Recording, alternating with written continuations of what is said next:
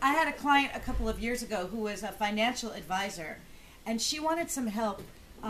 She wanted some help with her pitch. She wanted to get new clients, and she didn't know why nobody wanted to sign up with her. And she was so boring. I have to tell you, the minute she had that monotone voice, and the minute she opened her mouth, you kind of wanted your head to go into the soup, your soup, and just pass out. And I thought, what am I going to do with this one? And when I asked her what her strengths were, she didn't really have an answer. But then I remembered, there's a story in everybody. There is a story in even the boring ones. So I said to her, she was in her 40s, I said, you only started this career in your 40s. I bet you have a past with a big P. I said, what did you do before? That's all I asked her. She said, well, I played professional basketball on the first women's team in all of America. I said, you're kidding. That's kind of interesting. And then I went on, she said, to become a basketball coach. And we had 2 winning championship seasons with me as coach. And I said, oh my God, that's really interesting. I said, why do you think you were so successful as a coach? She said, well, I guess I was paranoid. I was very good on defense. I was known as the paranoid coach, the defensive coach. I said, by any chance, do you apply that to your financial planning and advising? She said, I haven't thought of that, but I had a church. I was representing the funds of a church in New York, and I was looking at their portfolio, and they had one investment that yielded very high return, but I wanted to see how that was possible, and when I called the fund, they wouldn't disclose anything, and I was very paranoid. So I pulled the money out. I didn't like that. And the church was so upset, they almost fired me. And she said, by the way, that was Madoff. So Madoff, for those of you who don't know, is the guy who swindled billions. And this was 10 years before that scandal broke. So we now had a story.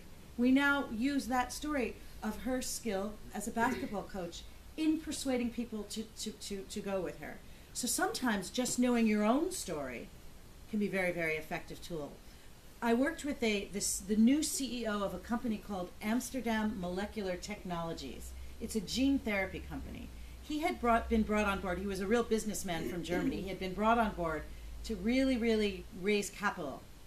And in his PowerPoint presentation to investors, he would stand up and he would say, I'm the CEO of AMT, and I'm here to transform the company, and let me tell you why you should invest. And then he would do his PowerPoint.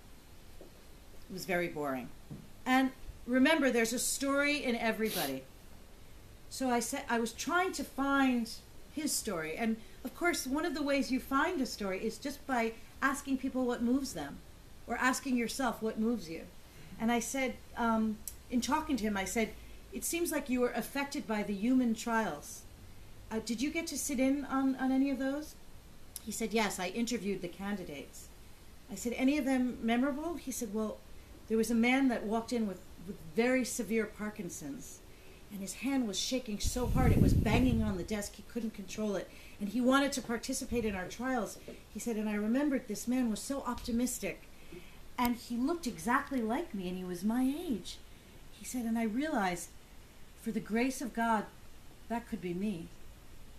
And suddenly I saw this man's face, visibly changed. And so we changed his PowerPoint, and you know what it is now? This is all we did. He now stands on stage to investors and he says, when I first came to AMT, my goal was to transform this company. I never could have imagined how much it would transform me. We just switched it around and we made it about his personal story, how moved he was by these people. And suddenly, everybody wanted to follow. The same factual information we included, but once you have captured people with something that moves you emotionally, you're there. What moves you will move your client. That's the first rule of storytelling. What touches you and moves you will move your client. How do you find out what that is? Well, let me tell you something. By seeing the story in everything, because when you find a story, what it really means, it doesn't mean you're looking for some epic tale or some Steven Spielberg movie. To find a story means to find what is emotionally relevant to you. And all the facts will hang on that.